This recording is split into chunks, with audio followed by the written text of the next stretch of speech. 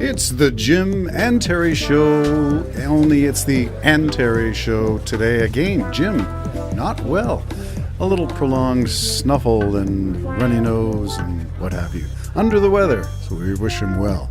This podcast is catching up on Remembrance Day.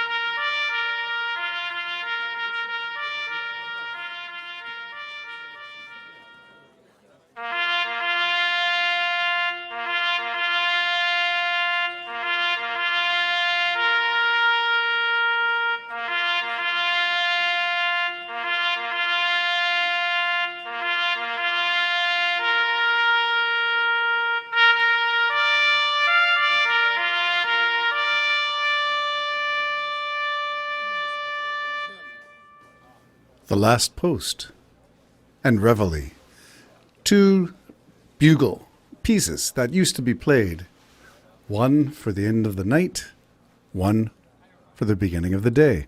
Reveille, to get up, literally, I think, loose translation. And The Last Post, the last thing you hear before turning in, signaling the corps in their tents, what time of day, what's expected, the rules and regulations of the battlefield, or of training camp. If you've ever been to a camp, you've probably had similar kinds of things. Music that blares over a PA system, a speaker mounted atop a flagpole, rally round the flag, everybody out of their beds, time to get up, see you in 10 minutes at the flagpole, something like that. Well, Remembrance Day has its music too, and The Last Post and Reveille were things that we used to have in church. Now, I grew up in the Anglican Church, where the Church of England and its heritage, the connections and ties to the King, the Queen, defending the Commonwealth, the Empire, was always part of duty. And Remembrance Day was always a procession of flags, of cubs, of scouts, of rovers and venturers, of Girl Guides and brownies and what do they call them now? Little beavers? I don't know what they call the groups of... Is there still stuff like scouting went defunct because of allegations and lawsuits? But that aside, the traditions that I was brought up on still echo, at least in my mind, between the space in my ears, vibrating frequencies of trumpet sounds and hymns. Onward, Christian soldier. Well, part of that tradition, too, is the poem Flanders Fields, written by a Canadian from Guelph, Ontario. And that is kind of interesting because although he was an accomplished poet, John McCrae was a doctor, a surgeon who performed battlefield surgeries. And although he served in originally the South African War, he tried to enlist as a gunner again, since that was his position, in World War I when that erupted. Instead, his skills as a medical doctor, a physician, and surgeon were required on the battlefield. It was the demoralizing experience of losing a close friend in, I think it was 1917, but I may be wrong on that. Well, I think I am wrong. Maybe it was 1915, the Second Battle of Ypres. Ypres, Y-P-R-E-S. The Brits used to call it wipers. Maybe Canadians did too as a slang, but now with correct pronunciation, Ypres is where that trench warfare was. And it was brutal. If you think Ukraine, everybody thought you would never see trench warfare again. It had become obsolete. And here it is in 2023 in Ukraine. Unbelievable. The poem, I'm wondering whether it's something, I'm going to go tripping down memory lane here, so indulge me just for a minute. It's the Terry Show today. My reflections on being in a grade 7 speech contest, and one of the things was to recite a poem. And because Remembrance Day was coming up, the staff advisor in my public school, Earl Beatty Public School, in the east end of Toronto, just a few blocks north of Danforth, in the east end between Coxwell and Woodbine. Well, that person, and I believe his name, if my memory serves me right, was Mr. McConnell. I don't know if he is still alive and well, which is possible because he was sort of new, a really classy kind of guy with a slicked, grease-slicked back, Brill cream kind of hair, drove a convertible, which always got us. Of course, a grade 7 guy looking at a teacher with his sunglasses on, pulling up. He was a bachelor, so that was our aspiration. Anyway, he was listening to me and the poem and wondered if I might do Flanders Fields in the assembly for that day. So I did. So in an effort to reprise that, here is In Flanders Fields, read as though I was in grade 7, trying to imitate a voice that I had familiar in my head from Charlie Brown. In Flanders Fields the poppies blow between the crosses row on row that mark our place, and in the sky the larks, still bravely singing, fly, scarce heard amid the guns below. We are the dead, short days ago we lived, felt dawn and sunset glow, loved and were loved, and now we lie in Flanders Fields. Take up our quarrel with the foe, to you from our failing hands we throw the torch. Be yours to hold it high. If ye break faith with us who die, we shall not sleep, though poppies grow in Flanders Fields.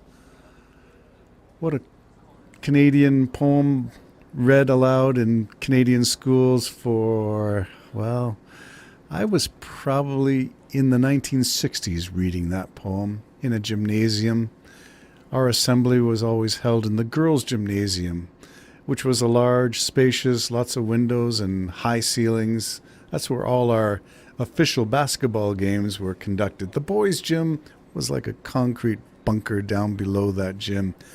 Lower ceilings, not really for games or sports, but it was just to train, do your exercises, your drills, and learn basic skills before going up to practice on a full court. Anyway, that's Earl Beatty Public School. Why is that significant? No, it could be any school in North America, any public school. And Earl Beatty is, of course, named after a British fellow. But there was Earl everything. Earl Grey, not just the tea, school. There's so many Dukes was also a common title of public schools, all named after British personalities, usually military, sometimes political. But that was the history of growing up in the East End of Toronto under a British tradition in a Anglican church. So what did it all mean? Well, I'm just sharing that with you as a trip down memory lane. Do you celebrate Remembrance Day? How long did you wear your poppy? Usually after Halloween, you throw it on your lapel, put it on your coat. If you're prepared, you might buy 2 or 3 because you know they're going to come up undone. The pins are not going to hold unless you have a special technique for making sure that they're firmly attached to your collar or your jacket or your somewhere on your coat. Remembrance Day became controversial a few years ago, and it became the debate over, do we celebrate war in a multicultural society? And the questions being raised were simply, maybe we shouldn't. And the overwhelming response by Canadians, by and large, was, yes, we should. History is part of the tradition. History is part of what you learn when you do your citizenship questions to become a citizen when entering this country. In Flanders Fields, one of those remarkable slices of Canadiana, unique to Canada. And John McCrae's poem did make it made a lot of impression all around the world. I think it was not just broadcast, I think it was printed and made quite an impact on other countries around the world. So here's my ode to Remembrance Day. Yes, I wore my poppy. Did you? Do you celebrate Remembrance Day? Celebrate may be the wrong word. Do you acknowledge Remembrance Day and pause? Silence between the last post and reveille was usually 2 minutes. Did you observe even one? Or just a pause? It's interesting to see how traditions will change, but we should probably still acknowledge the past because it does inform our present and provides wisdom for the future. Remembrance Day, celebrated by going down memory lane. Here's to Earl Beatty School. I hope you're still doing Remembrance Day. I hope there are still poppies being sold by veterans who are not being accosted by well-meaning left or left-leaning people, well-meaning social justice people, well-meaning people of different cultures and traditions who don't find Remembrance Day meaningful. It's still important to those of us who are here, still remembering. And to our veterans of all wars and battles in which Canada has participated, willingly or unwillingly, over, well, I guess our first one was the South African War in the 1890s. But we celebrate those who decided that this was something important. Not just duty to God and the Queen, but duty as we understood it, to protect freedom and rights.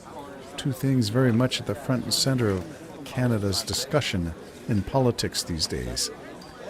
Remembrance Day, however you celebrated, I hope you did pause and thank the veterans for their service, not just to Canada, to the world. Jim and Terry Show signing off, a Remembrance Day special.